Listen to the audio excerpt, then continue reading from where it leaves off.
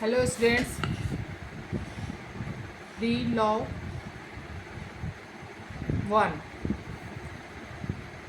आज मैं फिर एक टॉपिक आप लोग को देने जा रही हूँ, उसके बारे में बताऊँगी। और उस टॉपिक आज का टॉपिक है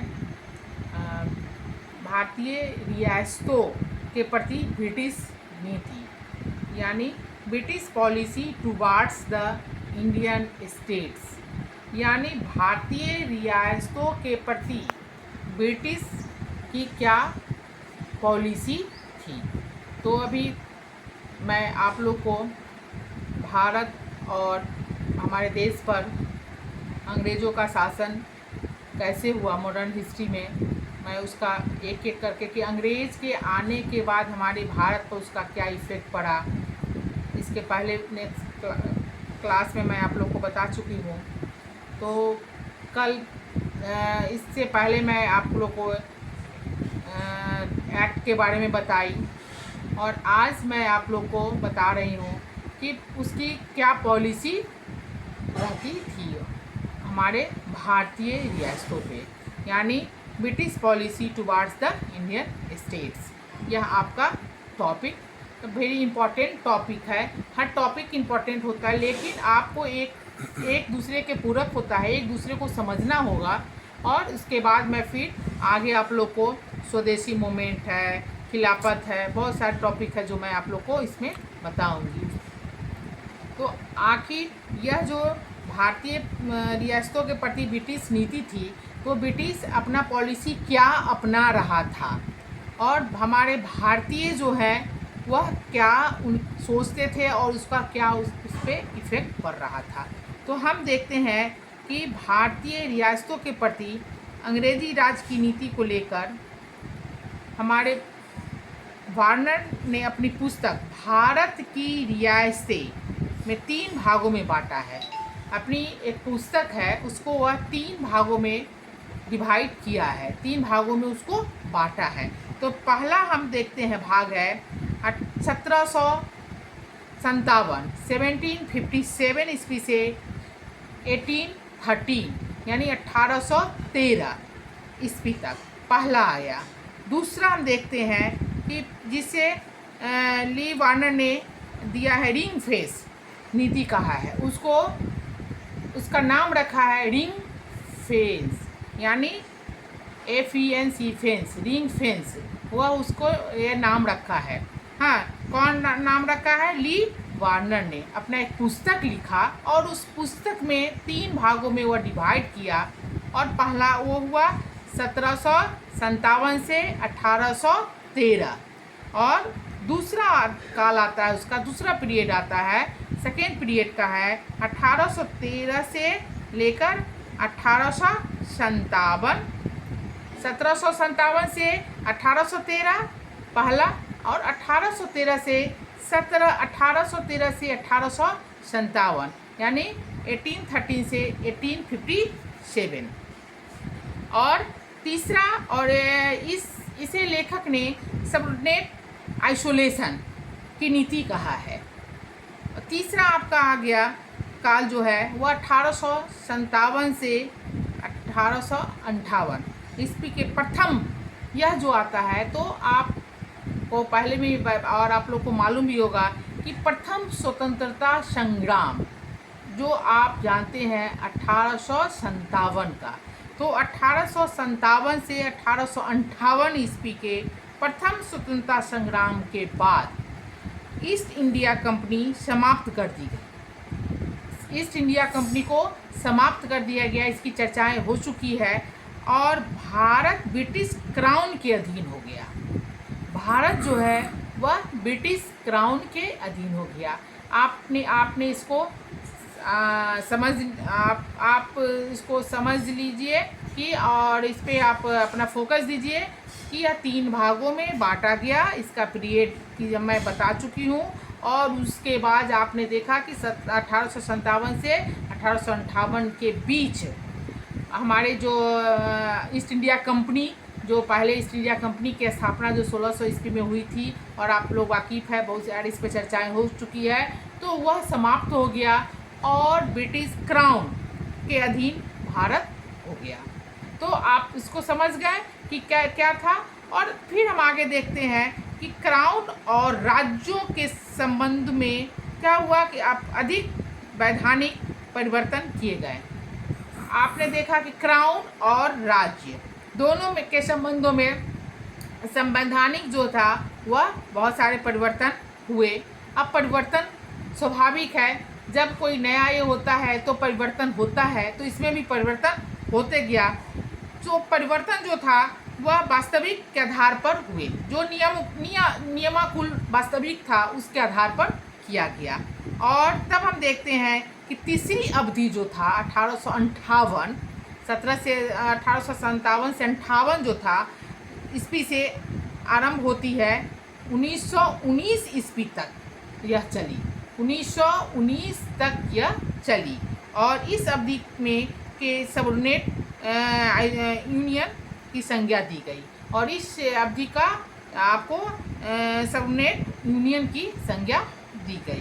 तो यह परिवर्तन हुआ, यह अपने बुक में 3 भागों में इसको बांटा, और यह अपना उसको अपना वह डिवाइड किया, वह अपना पीरियड दिया, इतना से इतना, इतना से इतना। फिर हम आगे देखते हैं कि अब आगे आता है कि रिंग फेस नीति, यानी the policy of ring face. यह था 1757 से 1813 1813 का एक्ट के बारे में मैं बता चुकी हूँ, इस पे चर्चाएं हो चुकी है। अब यह रिंग फेस नीति, यह पॉलिसी क्या है? अब इस पॉलिसी के तो आप देख रहे हैं कि अंग्रेज़ हमारे भारत पर शासन करने आया, कैसे आया, और हर बार एक पॉलिसी वह अपनाते रहता है कि उसे लगता है कि चलो हमें भारत को किस पॉलिसी के तहत हमें ज़्यादा बेनिफिट हो, तो वह अपना फिर इसमें अपना भारत रियासतों के प्रति अपना ब्रिटिश फिर एक पॉलिसी अपना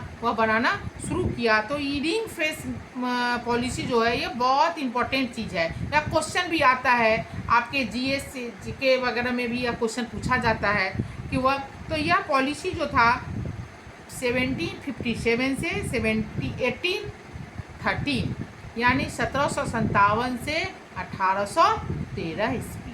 तो अब हम देखते हैं कि 1757 ईस्वी की जो थी, तो 1757 में क्या हुआ था? तो 1757 में प्लासी के ऊपर भी कुछ चर्चाएं आपके साथ हो चुकी है। तो प्लासी की विजय प्राप्त करके, प्लासी के विजय में का युद्ध में जब वो अपना विजय हासिल किया, प्राप्त कर लिया, तो देखते हैं कि 1763 ईस्वी में फ्रांसीसियों की सत्ता समाप्त करने तथा 1765 ईस्वी में बंगाल की दीवानी प्राप्त करने के उपरांत, बंगाल की जो दीवानी थी उसको वह समाप्त करने के बाद ईस्ट इंडिया कंपनी एक व्यापारी कंपनी से एक राजनीतिक शक्ति बन गई। अब वह ईस्ट इंडिया कंपनी जो था, वह जो व्यापारिक शक्ति, जो ईस्ट इंडिया कंपनी जो व्यापारिक शक्ति जो था, वह व्यापारिक शक्ति से वह एक उसमें अब एक राजनीतिक शक्ति डेवलप हुआ, वह राजनीतिक शक्ति बन गई। परंतु अब हम देखते हैं इस समय अंग्रेजी कंपनी बहुत अधिक शक्ति संपन्न नहीं थी। उसे उस समय उतनी शक्ति संपन्न नहीं हो पाया था, उतना वह अपने आप को वह स्ट्रॉन्ग नहीं बना पाया था। तो वह भी अब देखा कि मैं अभी इतना, क्योंकि जब वह अपने आप को वह आंका देखा कि मेरे में इतना अभी शक्ति नहीं हुआ है, तो वह अपना एक फिर पॉलिसी अपनाता है। उसने भारतीय रियासतों के, भारत के जो रियासत है उसके आंतरिक मामलों में हस्तक्षेप करने के लिए वह समर्थ नहीं थी, वह आंतरिक हस्तक्षेप नहीं कर पा रहा था, क्योंकि वह खुद उस समय उतना मजबूत नहीं था, उसकी उतनी शक्ति नहीं थी। वह भारतीय रियासतों को पराजित कर उस पर अपना अधीनस्थ समाप्त कर सके। यानी उसमें वह देखा कि मेरे में इतना अभी शक्ति नहीं है कि हम भारतीय रियासतों को परास्त कर सके। तो वह फिर आगे देखता है कि अब आगे हम क्या करें। तो वह ईस्ट इंडिया कंपनी भारत में स्थित महत्वपूर्ण शक्तियों में से एक थी। हम लोग सभी जानते हैं कि वह उसमें काफ़ी शक्तियाँ थी, वह बहुत काफ़ी वो उसके पास धन था, तो वह स्ट्रांग हो चुका था। तो अब हम देखते हैं कि और जो और सारे थे, जैसे अनशक्तियाँ थी। अनशक्तियाँ और क्या था, तो हम देखते हैं मराठे है, निज़ाम है, मैसूर के सुल्तान थे। तो इस रियासतों और कंपनी में बराबर जो है वह समझौता वो तत्कालीन जो उसका समझौता था, वह परिस्थितियाँ का समझौता होता था और परिस्थितियाँ का पता चलता था। तो समझौता एक दूसरे में होते रहता था और उसकी परिस्थिति को भी देखता रहता था। इन समझौतों के अनुसार, जो इस समझौता होता था उसके अनुसार राज्य और कंपनी दोनों, राज्य और कंपनी दोनों बराबरी का स्थान रखते थे।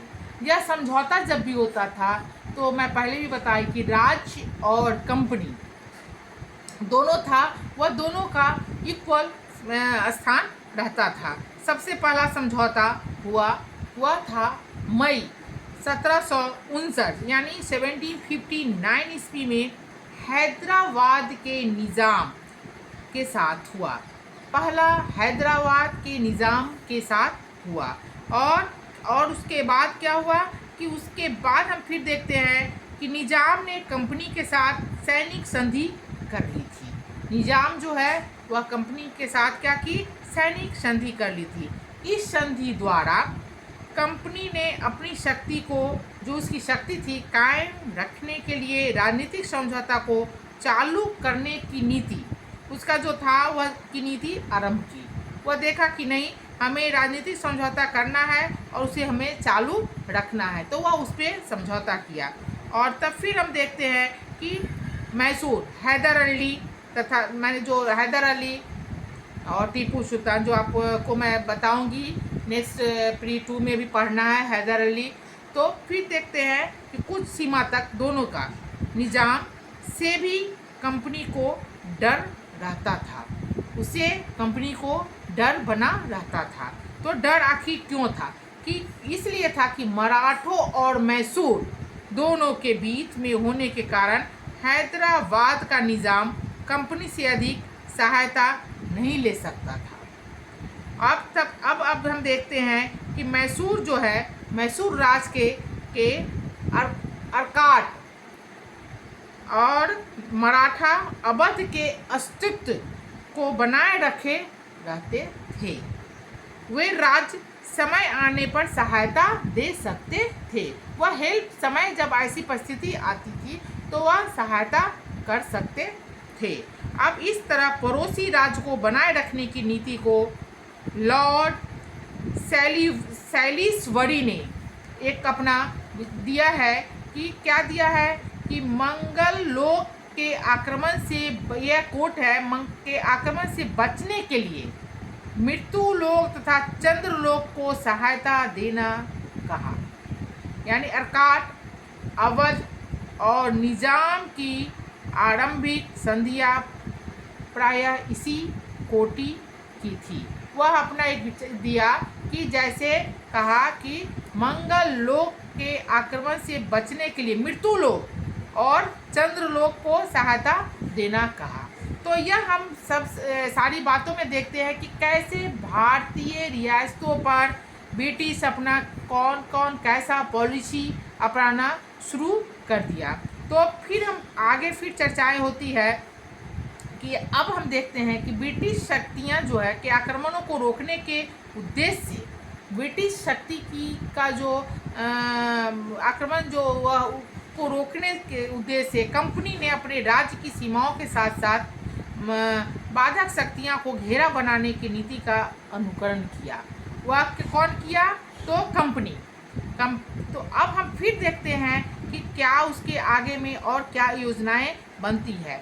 लॉर्ड वेलेस्ली के आने से, अब लॉर्ड वेलेस्ली के आने से कंपनी के भारतीय रियासतों के साथ, लॉर्ड वेलेस्ली जब भारत में आता है तो कंपनी के भारतीय रियासतों के साथ संबंधों में परिवर्तन आया।